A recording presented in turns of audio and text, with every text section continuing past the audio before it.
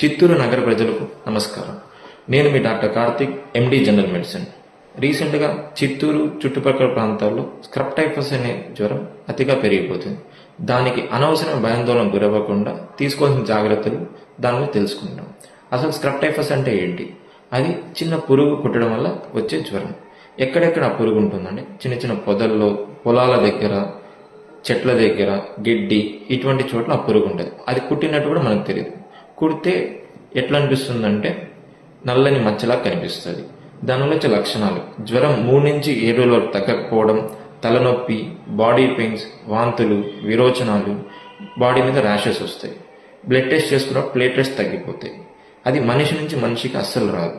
సరైన సమయంలో ట్రీట్మెంట్ తీసుకోకపోతే వచ్చే లక్షణాలు ఏంటంటే జ్వరం తలకెళ్ళడం, అసెప్టిక్ మెనింజైటిస్ అంటారు, లేదా ఊపిరి సరిగా అందకపోవడం, కిడ్నీలు చెడిపోవడం జరుగుతాయి. కాబట్టి immediately me near by doctor దగ్గరికి వెళ్ళి ట్రీట్మెంట్ స్టార్ట్ చేసుకుంటే బెస్ట్. దానివల్ల తీసుకున్న జాగ్రత్తలు: పొలాల్లో పనిచేసే వాళ్ళు లాంగ్ స్లీవ్స్ వేసుకోవడం, చెప్పులు వేసుకొని పొలాల్లోకి దిగడం, తర్వాత ఇంటికి వచ్చిన వెంటనే స్నానం చేసి వేసుకున్న బట్టలు వెంటనే ఉతికేయడం. ఇలాంటి జాగ్రత్తలు తీసుకుంటే స్క్రబ్ టైఫస్ అనే జ్వరం నుంచి దూరం అవ్వచ్చు. Thank you.